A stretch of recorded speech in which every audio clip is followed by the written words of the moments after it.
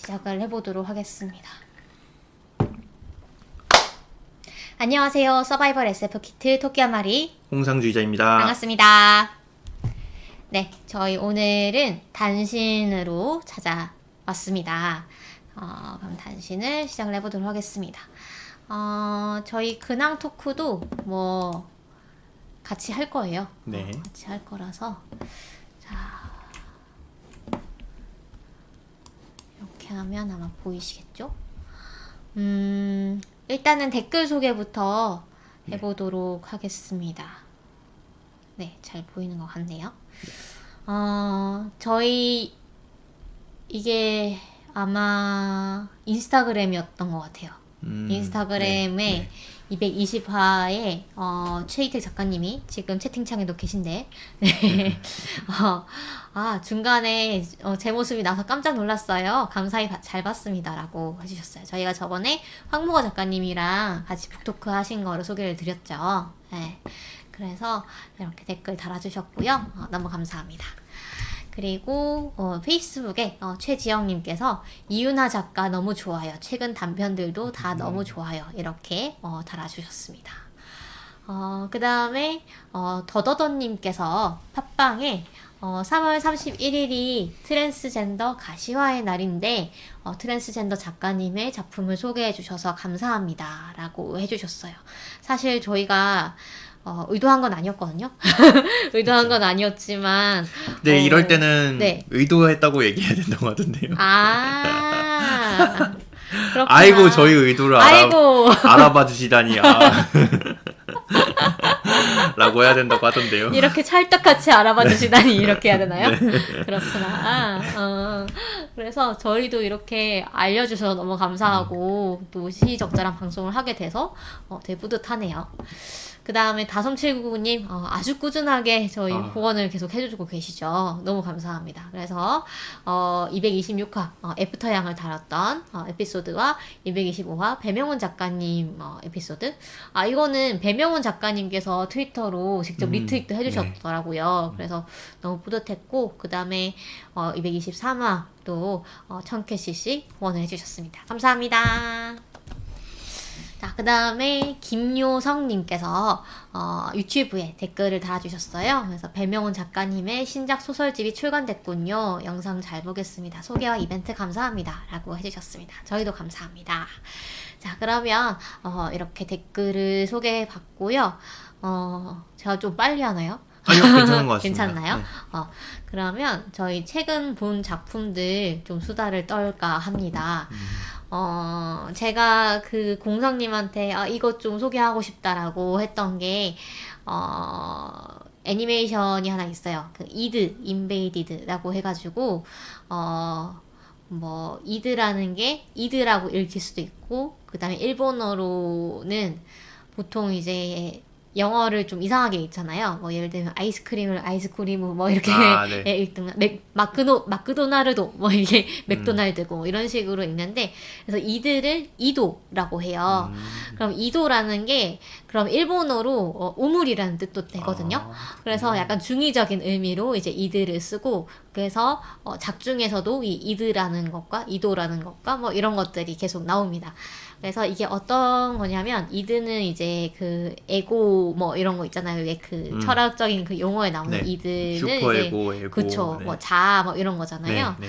그래서 살인자의 자아 무의식에 들어가서 이 살인자의 무의식 속에 나오는 예를 들면 사람들 얼굴을 판별을 해가지고 피해자를 특정을 한다거나 아니면은 그 무의식에 나오는 힌트들을 조합해서 이 살인자가 지금 어디에 숨어 있는지를 발견한다거나 뭐 이런 식의 수사를 하는 그런 특수 기관이 세워져 있고 거기에서 일어나는 일들을 다루고 있습니다. 그래서 대단히 재밌고 그 안에 이제 무의식이니까 상당히 그 좀 아스트랄 하거든요. 이 묘사가 예를 들면 사람이 막 이렇게 동강이 나 있고 근데 피는 안 나고 뭐 그런 세계라던가 정말 우리가 생각하기에 뭔가 상식적으로 맞지 않는데 그런 일들이 아무렇지 않게 일어나는 그런 세계를 정말 잘 표현을 한 것 같아요. 그래서 제가 얼마 전에 다 봤고 나중에 혹시 기회가 되면은 또 자세히 소개를 해드리도록 하겠습니다. 그 다음에 그래서 좀 그 SF기도 하고 어떤 추리, 수사 뭐 이런 것들 좋아하는 분들도 대단히 좋아하실 것 같아요. 약간 사이코패스 느낌도 네. 났습니다. 네. 그 다음에 최근에 뭐 또 화제가 되고 있죠. 수성의 마녀 시즌2가 시작을 했습니다. 공상님도 보고 계시죠? 네, 보고 네. 있습니다. 어떻게 보고 계신가요? 2부 최근의 전개. 네. 굉장히 흥미로운 것 같아요. 굉장히 그 반전들이 그렇죠. 속속들이 이제 밝혀지고 있고 떡밥들도 이제 잘 회수가 되고 있고 그렇죠. 그리고 캐릭터들도 굉장히 보면은 저는 그 구엘이 굉장히 그 구엘 서사가 제타크? 네. 네. 그 약간 기대가 되더라고요. 맞아요. 어떤 활약을 할 것인가. 그런 여러 가지 인물들이 굉장히 좀 다방면으로 이렇게 뻗어나가는 게 굉장히 맞아요. 좋은 것 같아요. 그러니까 여기에 나온 인물들은 대부분 좀 입체적으로 그려지죠. 처음에는 약간 그냥 나쁜 놈인 줄 알았더니 알고 보니 얘도 뭔가 사연이 있고 근데 그럼 그런 사연이 있다고 해서 나쁜 짓을 해도 되는가에 대해서 이제 그 시청자가 계속 번뇌를 하게 만드는 그런 인물들이 많이 나오는 것 같고 그게 이제 뒤로 갈수록 더 많이 밝혀지기 때문에 더 재미있는 것 같아요. 그래서 그 아주 큰 떡밥이 예를 들면 그 슬레타가 이제 그 프로스페라의 그 유일한 딸인가? 뭐 아니면 프롤로그에서 나왔었던 프롤로그에서 나온 그 에리크트 사마야는 이 슬레타와 동일 인물인가? 아닌가? 뭐 이런 것들. 그다음에 뭐 건담에 에리가 들어가 있는가? 뭐 에뮬리처럼 들어간 건가? 뭐 이런 떡밥들이 많이 있었죠. 그래서 제가 스포를 피하기 위해서 뭐 확답은 못 드리겠지만 최근 에피소드에서 이 많은 부분들이 또 나오고 있습니다. 그렇죠. 네. 그래서 더 흥미진진해지고 있고 확실히 좀 아주 공력을 넣어서 만든 건담 시리즈고 이런 건담 팬들한테 대단히 마일스톤이라고 해야 될까요? 좀 아주 인상적으로 남을 만한 그런 작품이 되지 않을까 라는 생각이 드네요. 그래서 제가 이거 찾아보니까 이거랑 이게 이제 비우주세기 건담이잖아요. 네. 그 다음에 우주세기 건담에서는 그 토미노 요시유키가 직접 집필한 소설을 원작으로 섬광의 하사웨이라는 그 작품이 있어요. 네. 이거는 극장판이지만 3부작으로 이루어진 그런 작품이고 넷플릭스에서 보실 수가 있고요. 저도 아직 보지는 못했는데 한번 봐야겠다는 생각이 들더라고요. 그래서 평가가 괜찮나요? 네, 평가가 대단히 괜찮고 이 어떤 꿈도 희망도 없는 그런 전개가 많이 이어져서 아마 제 취향에 맞지 않을까라는 생각이 듭니다. 그래서 아주 퀄리티도 좋고 지금 아직 1부만 이제 공개가 되었고 2부, 3부는 또 이제 추후에 공개가 될 예정이라고 해요. 그래서 이거 그 하사웨이랑 이 수상의 마녀랑 또 비교해서 보셔도 재미있을 것 같습니다. 우주세기 같은 경우에는 세계관이 좀 네. 배경 지식이 좀 필요하지 않나요? 그렇긴 한데 제가 한번 봐보고 얘기 드릴게요. 네, 좋습니다. 배경 지식이 네. 필요한지 어떤지. 제 생각에는 아마 그냥 봐도 뭐 이해는 되는데 뭐 알고 보면 더 재밌는 정도가 아닐까라는 생각은 들고요. 콩땅콩님이 국내는 라프텔에만 서비스를 하는군요 라고 하셨는데 이드 인베이디드 말씀이신 것 같아요. 저는 라프텔에서 봤고요. 라프텔에도 없다가 최근에 업로드가 됐거든요. 그래서 이제 볼 수가 있었고요. 수성의 마녀는 이게 지금 유튜브에서 맞아요. 무료로 볼 수 있잖아요. 네, 무료로 모르시는 볼 수 있고. 분들도 좀 있더라고요. 그래요? 네, 유튜브에서 무료로 보실 수가 있습니다, 여러분. 건담 인포라는 채널을 가시면 최근 에피소드를 볼 수가 있고 거기 자막이 여러 나라 언어로 그냥 실시간으로 다 달려 있어요. 그래서 한국어 자막을 선택을 하시면 한국어 자막으로 그냥 무리 없이 보실 수가 있습니다. 넷플릭스에도 올라와 있던데 넷플릭스에 또 더빙이 돼 있는지 그것도 궁금해요. 라프텔에는 더빙이 올라오고 있어요. 그래요? 네, 그래서 더빙도 상당히 또 잘 하셨더라고요. 네. 어빙번도 한번 확인해봐야 네. 되겠군요. 저는 사실 그 샤디크가 최애캐라고 저번에 말씀드렸죠. 네. 샤디크가 또 최근에 또 아주 멋진 행보를 보여서 너무 기대가 됩니다. 네. 이 친구가 어디까지 갈 수 있을지. 그런데 약간 삘이 이 친구가 그렇게 메인으로 성공하는 캐릭터는 아닐 것 같아가지고. 그러니까 뭔가 실패를 네, 하는 마지막에 게 웃는 약간 캐릭터는 아닐 것 같아서 좀 불안하긴 한데 정해져 있는 듯한 느낌의 네, 그런 느낌이 들긴 하지만 그래도 네, 응원하고 있습니다. 자, 그 다음에는 SF 소식으로 들어가 보도록 할게요.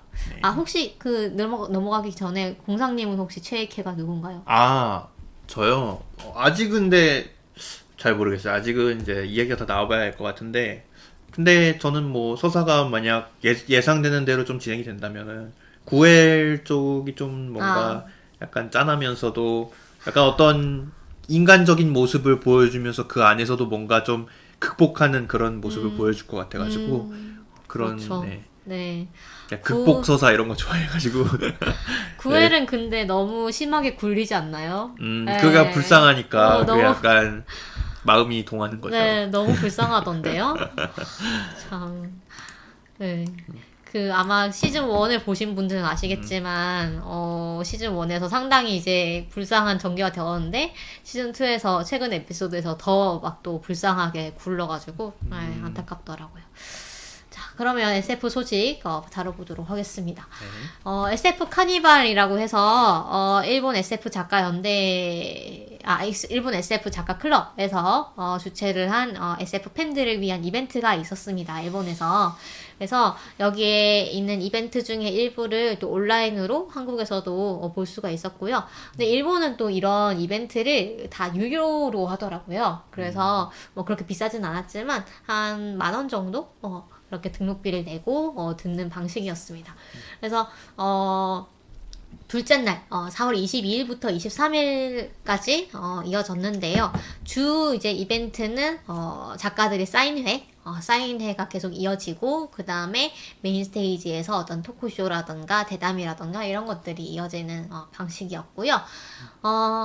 둘째 날에 오후에 황모가 작가님과 해도현 작가님과 그다음에 이케자와 하루나 작가님이 세 분이 대담을 하는 SF 인커리지라는 제목의 대담이 있었습니다. 그래서 제가 신청을 해가지고 들었었는데요. 제가 트위터에도 좀 이렇게 후기를 좀 남겨놨어요. 그랬는데 일단 저는 이 황무가 작가님이랑 해도현 작가님이 이렇게 일본어를 잘하시는구나 라는 걸 처음 봤고요. 특히 해도현 사실 황무가 작가님은 오랫동안 이제 일본에서 어떤 직장 생활을 하셨다는 걸 알았기 때문에 잘 하시겠지라고 생각을 했는데 해도현 작가님은 전혀 몰라가지고 네.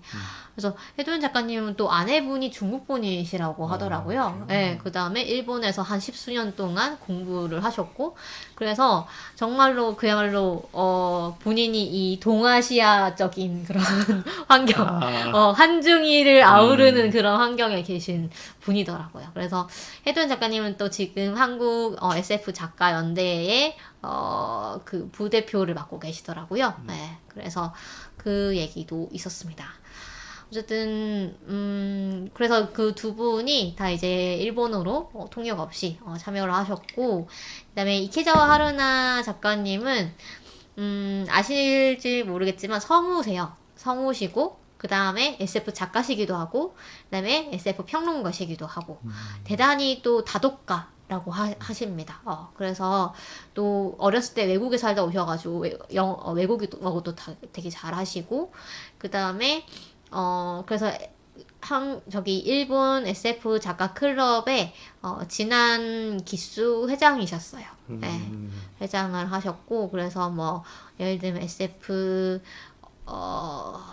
여기서 어떤 상을, 일본 SF 대상이라는 상을, 시상을 하는데, 그때 그런 시상을 하시기도 했습니다. 약간 우리나라로 치면은 그 SF 어워드. 네, 그런 그런 느낌이죠. 네. 그래서 뭐 한국 SF에 대해서 소개를 하는 그런 자리이기도 했고요. 그다음에 한국 SF가 이런 페미니즘 리부트랑 영향을 주고 받은 거, 그다음에 20, 30대 여성이 가장 큰 독자층이다. 뭐 이런 특징이 있다는 거를 얘기를 했고요. 그 다음에 일본 SF에 대해서는 역시 이제 우리나라보다 역사가 기니까 거기에서 나오는 레거시라던가 또 소재의 다양성, 뭐 세계 구축에 있어서의 개성, 뭐 이런 것들이 돋보인다는 해도연 작가님의 분석이 있었어요. 그래서 막 이렇게 얘기하면서 한국 SF계랑 일본 SF계가 좀 다르면서도 이런 면은 되게 비슷하구나라고 느꼈던 게 뭐냐면 우리가 왜 순문학, 그러니까 뭐라고 해야 되죠? 문단문학 이쪽에 비해서 장르 문학이 좀 박해받았던 그런 역사가 있잖아요. 뭐 지금도 뭐 그게 완전히 해소됐다고는 못하지만 근데 그런 것들이 일본에서도 있다고 합니다. SF인데 SF로 홍보하지 않고 그냥 순문학으로 이제 홍보를 한다거나 그 다음에 또 하드 SF 많이 진정한 SF다라고 주장하는 그런 팬들의 존재 이런 것도 뭐 일본에도 있고 한국에도 있다고 하네요. 그래서 그런 것들 얘기하면서 조금 재밌었고요. 그 다음에 뭐 한국 SF 작가님들 이렇게 소개하는 세션도 있었어요. 그래서 뭐 김보영 작가님, 연여름 작가님, 뭐 이경희 작가님 등등 해가지고 소개도 했었고, 근데 김보영 작가님이 얼마나 닮았는가가 일본에서 곧 번역 출판이 된다고 합니다. 그 다음에 이케자와 하루나 작가님이 해설을 쓰셨다고 하고요. 그래서 이케자와 하루나 작가님이 예전에 그 20년 정도 전에 레스톨 특수 구조대라는 애니를 아시나요, 혹시 공상님? 아니요, 못 들어본 것 같아요. 공상님은 어렸을 때 중국에 계셔가지고 네. 못 보셨을 수도 있겠다. 그쵸? 네. 저는 어릴 때 TV에서 하는 애니는 거의 다 봤기 때문에 이것도 기억이 나는데 여기에서 더빙을 맡기도 하셨다. 그런 인연도 있다라고 하시면서 배명훈 작가님 타워 지금 일본에도 번역 출판되어 있거든요. 네. 그게 너무 재밌었다라고 얘기를 하셨습니다. 그래서 배명훈 작가님이 이케자와 하루나 작가님이 그 일본에서 어떤 잡지에 배명훈 작가님 소개하신 칼럼이 있는데 그거를 이제 배명훈 작가님은 집에 스크랩을 해놓으셨다고 그래가지고 대단히 훈훈한 그런 얘기가 이어졌습니다. 그리고 황모 작가님이 이제 장편 소설을 발표하실 예정이라고 해요. 콩탕콩님도 그 레스톨 특수구조대 아시나봐요. 추억 애니라고 하셨네요. 우리나라 어디서 방영을 한 건가요? KBS에서 했었고요. KBS에서? 네. 국산 애니메이션이었고 약간 구조대, 그러니까 구조를 하는 어떤 재난에 있어서 구조를 하는데 로봇을 타고 구조를 하는 그런 내용이었어요. 네. 황무가 작가님이 장편 소설을 발표를 하실 예정인데 이게 내용이 일본의 어떤 시골 마을에 일본인과 한국인의 이름이 나란히 새겨진 비석이 실제로 있대요. 근데 그 연유에 대해서는 아는 사람이 없어서 그 연유에 대해서 SF적 상상력을 발휘를 해가지고 뭔가 이제 전개를 해보는 그런 내용이라고 합니다. 되게 재미있을 것 같아가지고 기대를 하고 있어요. 최희택 작가님도 추억 이렇게 얘기를 하셨는데 역시 저희 이거 뭐죠? 동년배? 우리 동년배는 다 레스톨 특수구조대. 이 정도는 다 역시 아시는군요. 네.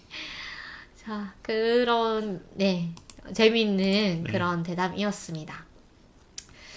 그리고 예스24에서 예스24 오리지널이라는 그 어떤 컨텐츠를 연재할 수 있는 그런 플랫폼을 하나 또 론칭을 한 것 같아요.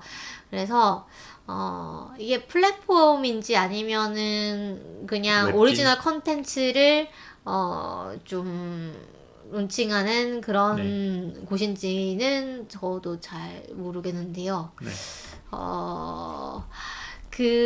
여기에 이제 첫 라인업이 정보라 작가님, 김성일 작가님, 박예진 작가님이십니다. 그래서, 이분들이 채널 예스라는 예스24에서 나오는 잡지가 있거든요. 거기에, 그 인터뷰를 하시기도 했어요. 네. 그래서 여기 보시면 그 정보러 작가님은 호라는 작품을 발표를 하고 김성희 작가님은 늑대 사냥, 그리고 박예진 작가님은 알리바바와 수수께끼의 비적단이라는 작품을 이 예스24 오리지널에서 발표를 하고 계시니까요. 한번 찾아보셔도 좋을 것 같아요. 박예진 작가님은 아마 기기인 도로에서도 활약을 하셨던 것 같은데 이번에 이 소설도 스팀펑크풍이라고 합니다. 그래서 좀 대단히 기대가 되는 부분이 있고요. 여기 보니까 로저 젤라즈니의 내 이름은 콘레드도 올라가 있네요. 그래요? 네, 그리고 클레이 김범 저의 나를 찾지 마 것도 올라가 있고 이렇게 5개 올라가 있네요 지금. 이게 약간 이북 서비스인 것 같아요. 여기서만 읽을 수 있는 네. 그런 느낌의. 네. 그렇군요. 아마 여기 보면은 나올 텐데 신규 문화 콘텐츠 신규 콘텐츠 서비스라고 해서 작가랑 출판사랑 협업해서 독자들에게 보다 빠르고 다양하게 콘텐츠를 제공하고자 기획된 서비스. 그래서 제 생각에는 약간 이런 구독 같은 느낌으로 해서 이 책들이 출간으로 나오기까지는 조금 오래 걸리기도 하고 또 요즘 인터넷으로 많이 이제 그 소비를 하니까 이런 플랫폼 만든 게 아닌가 싶습니다. 약간 웹소설의 형식을 빌려가지고. 네. 죄송합니다. 네. MZ식 분류로 묶으시는 거야. 네. 콩땅콩님이 너무 MG식 분류로 묶으시는 거 아닌지라고 해주셨네요. 자, 그리고 신의 21에 이영희 작가님이 칼럼을 연재 중이십니다. 아마 아시는 분들은 다 아시겠지만 그래서 그냥 새삼스럽게 또 한번 소개를 드리고요. 이번 칼럼은 이영희 작가님의 그날 그곳에서 라는 이 장편 소설과 그 다음에 이 얼마 전에 개봉했죠. 네. 신카이 마코토 감독의 스즈메의 문단속을 동시에 소개를 하고 있는 그런 글이었어요. 혹시 스즈메의 문단속 보셨나요? 아니요, 아직 못 봤어요. 저도 안 봤는데 저는 약간 최근에 날씨의 아이를 봤어요. 네. 네, 날씨의 같은 아이. 감독 작품이었죠. 네. 그래서 저는 사실 너의 이름은 그렇게 재미있게 보지 않았거든요. 약간 너무 대중적인 테이스트는 약간 알러지가 있어가지고. 네. 저는 신카이 마코토 감독의 좀 초기작 감성을 좋아해가지고 별의 목소리라던가. 네, 그래서 날씨의 아이도 봤는데 날씨의 아이도 뭐 그렇게 뭔가 썩 마음에 드는 느낌은 아니었어요. 이제 대단히 당연히 이 영상미는 그 감독님답게 아주 멋있게 예쁘게 그려졌는데 그 내용에 있어서는 이게 약간 그 세카이게라고 볼 수 있거든요. 그러니까 너와 나의 사랑을 위해서 세상은 멸망해도 돼. 약간 그런 느낌? 네. 그런 느낌이어서 되게 흥미롭긴 했는데 뭔가 그렇게 개연성이라던가 뭔가 딱 떨어지지는 않는 느낌이어서 약간 싱거운 느낌은 들었지만 대단히 또 이번에 표현력은 볼만했습니다. 스즈메 문단속이 제 생각에는 네. 뭔가 제일 평가가 좋은 듯한 느낌인 것 같아요. 제가 주변에서 그래요. 전해듣기로는. 네. 콩땅콩님은 보셨나요? 스즈메의 문단속? 아마 꼭 보시라고 말하려다가 뒷걸음질 칩니다. 라고 하시는데 궁금하긴 해요. 평가가 네. 뭐 대체로 괜찮은 것 같더라고요. 뭐 대중적으로도 그렇고 평론가들도 이렇게 좀 호평을 하는 거 보면은 네. 그래요. 저는 오히려 안 좋은 평을 봤는데 좋은 평이 많구나. 네. 그 다음에 네. 로커스상에서 최종 탑10 후보가 발표가 되었습니다. 그래서 로커스상은 일단 이 후보까지는 독자 투표로 가고요. 그 다음에 최종 시상식이 6월 24일 캘리포니아 오클랜드에서 열리는데 무려 스페셜 게스트가 코니 윌리스. 이 역시 대륙의 스케일. 네, 그러네요. 그래서 여기에 보시면은 이 화면에 이 최종 탑10 후보들이 있는데 몇 개는 좀 낯익은 읽어보진 않았지만 그런가요? 이름 저는 낯익은 전혀 저희 존 그 스칼지는 네, 보인다. 네. 방송이 아니라 저희 아작에 네. 그 작품 소개할 때 소개했던 작품들이 몇 개 있는 것 같아요. 네, 그런가요? 거기서 그거 준비할 때 봤던 거. 네. 네, 카이주 프레저베이션 소사이어티죠. 존 스칼지 네. 작품 제가 뭐 어디서 본 적 있고 사실 네, 준비할 때. 그다음에 오. Sea of Tranquility 저것도 어디서 네, 들어봤던 것 같아요. 고요의 바다인가요? 트랭클리티는? 네, 뭐 그런 거죠. 네. 그렇구나. 닥터 모로의 딸이라는 작품도 있고, 그러네요. 그 다음에, 콩땅콩님이, 저는 좋았어요라고 하시네요. 스즈메 문단속. 잘 만들었고, 개인적으로 너의 이름이 제일 좋고, 그 다음에 스즈메고, 그 다음에 날씨 아이 순이었습니다. 라고 하셨네요. 하여튼 한번 봐보도록 하겠습니다. 네. 그 다음에 제가 용산을 갔다가 출장 때문에 용산은 정말 크더라고요. 그쵸. 저는 약간 처음 가봤는데 물론 안에 들어가 보지는 못했는데 버스 타면서 이제 지나가는데 용산 전자랜드에 이제 크게 포스터가 스타크래프트가 이렇게 붙어 있는 거예요. 네. 뭐지 해서 봤더니 게임 브록이라는 그 예능이 있더라고요.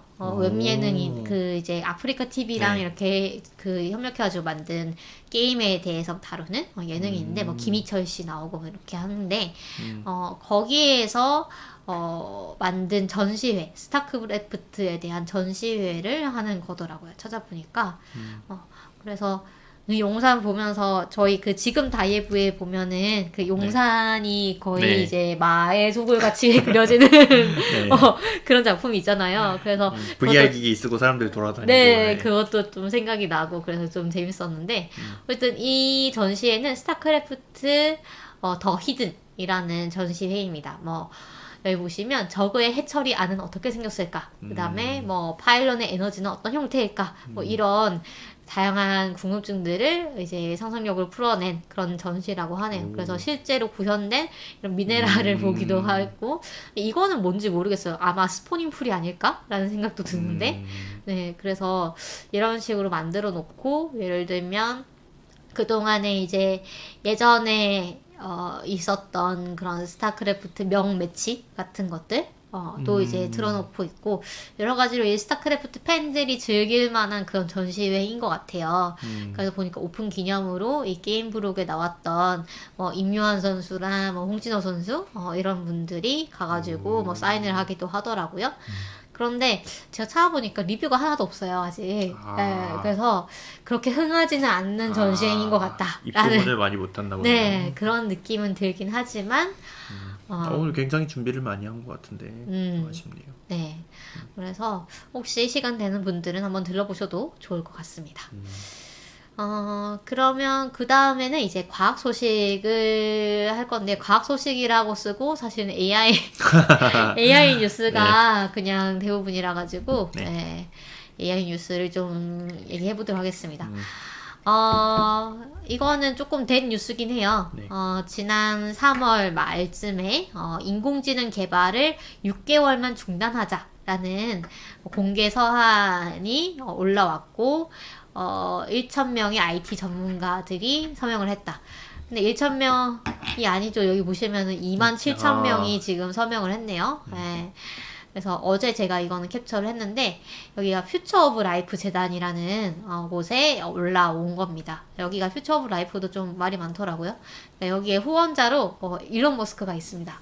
네, 그래서 들어가면 이런 거 보실 수가 있고요. 그래서 이 서한이 발표되고 많은 사람이 서명을 했고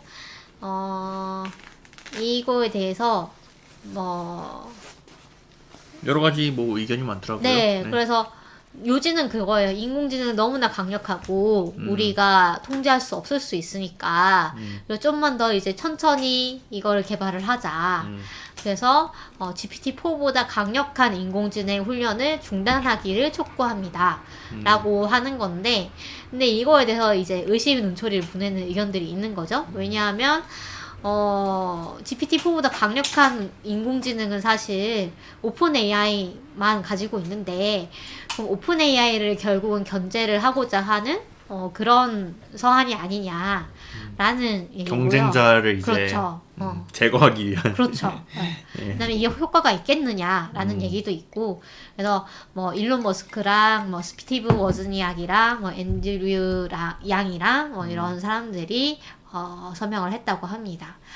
그래서 뭐 그거랑 별개로 이 퓨처 오브 라이프 재단에 들어가니까 뭐 AI에 대한 오해와 진실 해가지고 뭐 이런 포스트가 올라와 있더라고요. 그래서 이것도 좀 재밌었어요. 예를 들면 뭐 초지능이 과연 가능할 것인가? 초지능의 개발이 언제 될 것이냐에 대해서는 다 아마 뭐 성공할 것이다, 불가능할 것이다, 뭐 말이 많지만 뭐 확답은 초지능이 못한다. 뭐 정확하게 어떻게 정의되는지 모르겠네요. 아마 뭐 강인공지능 이런 거 아닐까요? 정말로 인간 같은 뭐 그런 거일 거고, 그다음에 뭐 여기서 보면은 AI가 뭐 악해지는 것이라던가 의식이 생기는 것에 대해서 걱정을 하기보다는 AI 목표가 우리의 목표와 달리 이렇게 AI가 성장을 하는 것을 더 걱정을 해야 된다. 뭐 이런 얘기를 뭐 하고 있어요. 그래서 뭐 AI 근데 이게 지금 보니까 이런 거네요.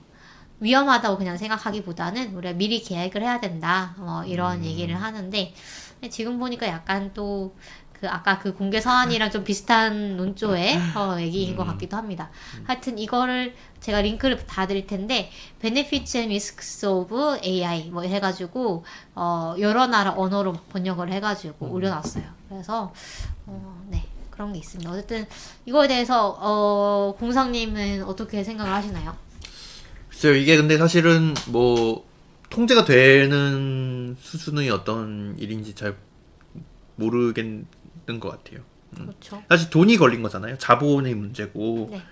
사실은 이거는 뭐 이미 돈을 벌기 위해서 개발을 해야 되는 단계가 됐잖아요. 그러니까 이거는 사실상 이제는 이론적인 영역의 문제가 아닌 거잖아요.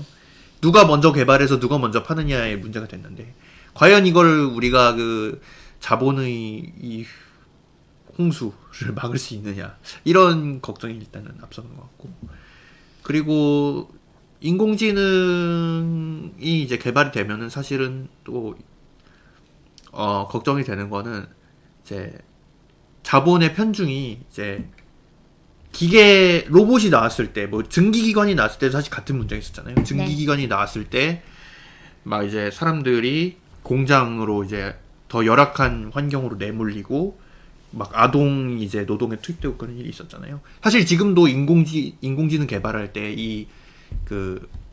사실은 사람 인력이 들어가야 되거든요. 네. 개발을 하려면은. 네. 그거를 어디서 하냐면은 저 제3국가 이런 데에서 사람들 컴퓨터 앞에 앉혀놓고 그 데이터를 그걸 해라. 그런 식으로 한다. 데이터 클리닝하는 아주 단순 작업 같은 거 말이죠. 네. 그런 것들 거기다가 제3국가에다가 이제 컴퓨터 앞에 막 수백 명 앉혀놓고 그렇게 한다고 하더라고요. 사실 그런 것들을 보면은 이게 그렇게 뭔가 아름답게 개발된다는 느낌은 안 들거든요. 그래서 뭐 AI가 뭐 위험하냐 마냐 이것보다는 일단은 현실의 문제부터 좀 집중을 해야 되지 않을까. 그런 생각이 좀 듭니다. 그리고 AI가 위험하다고 강조를 할수록, 그러니까 그럴수록 더 주가가 오르는 것은 누구인가? 뭐 이런 얘기도 하더라고요.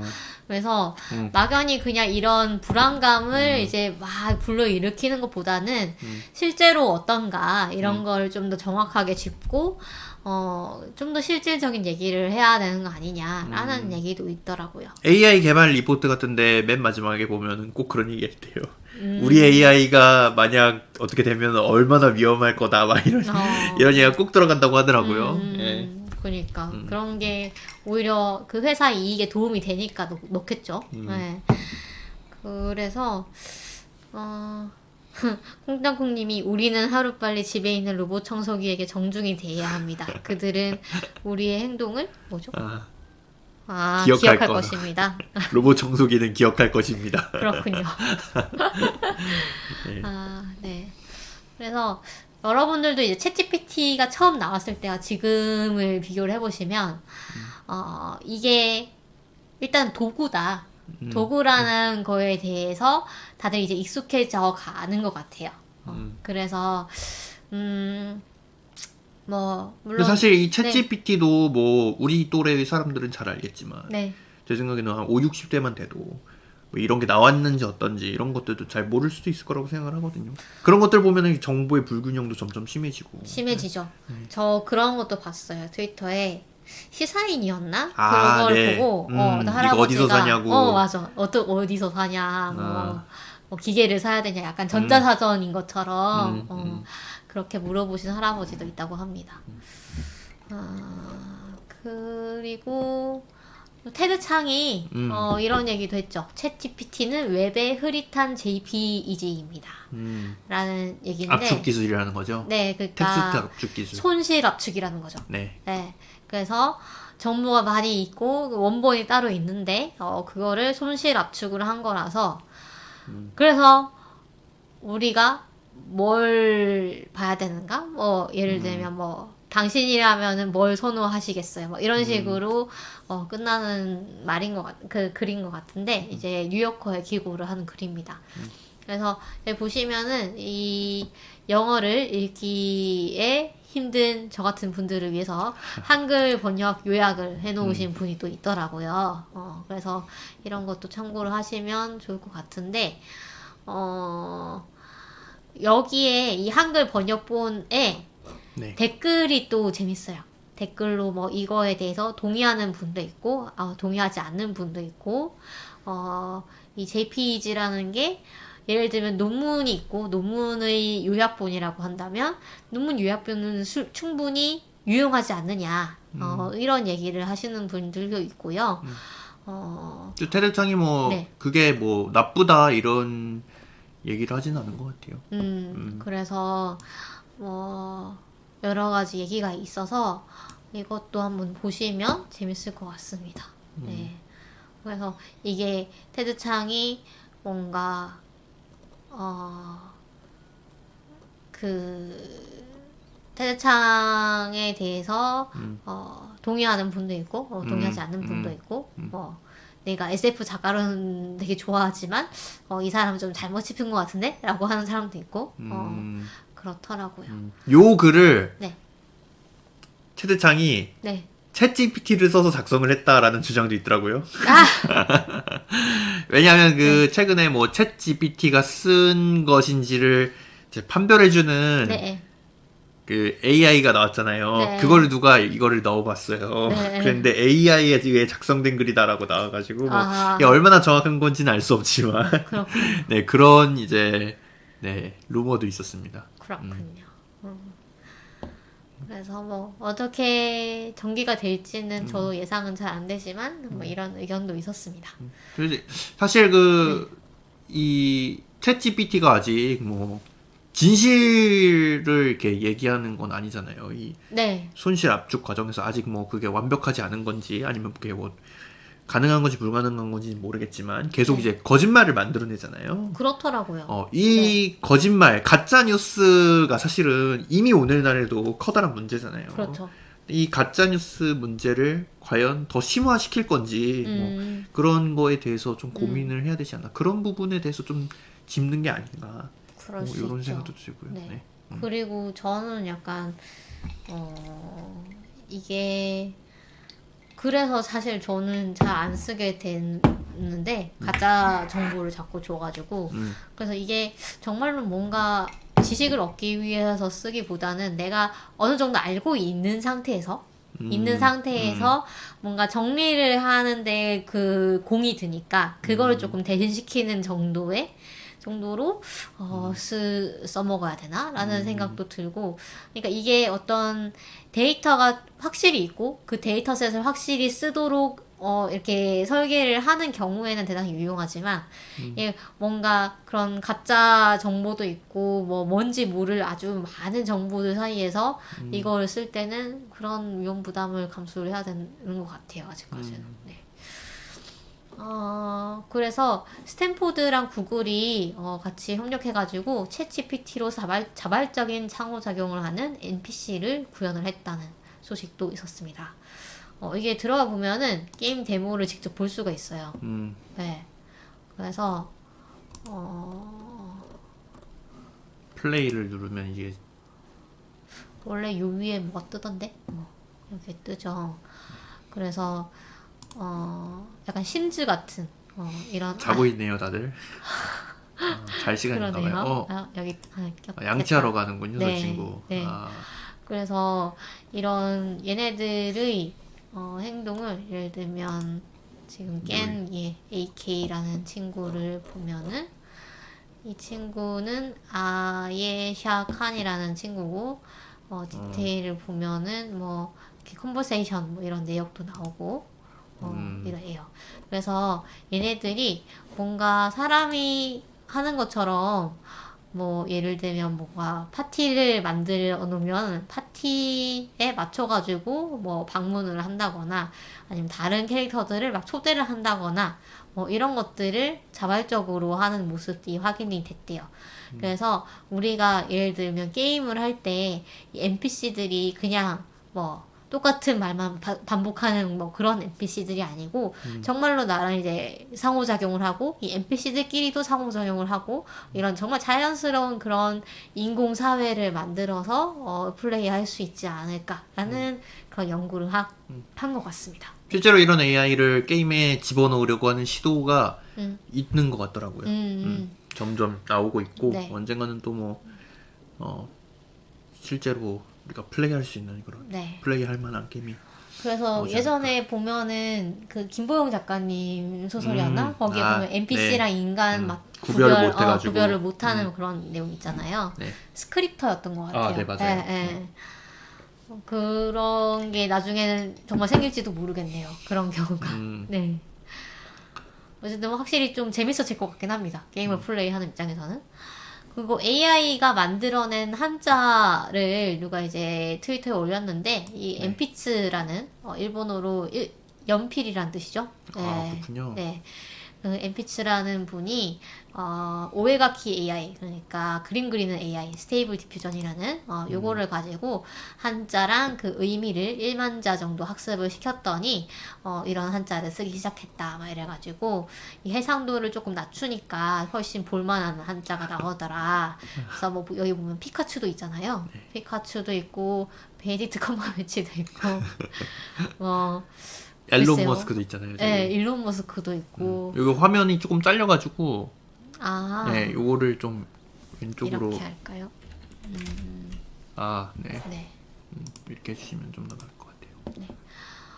그래서 여기 보시면 대강 뭐 워터라는 건 삼수변을 막 이렇게 해놨고 그다음에 우드라는 거는 나무목을 막 여러 개 해놨고 이런 것들이 있네요. 일론 머스크는 왕자가 2개가 붙어있네요.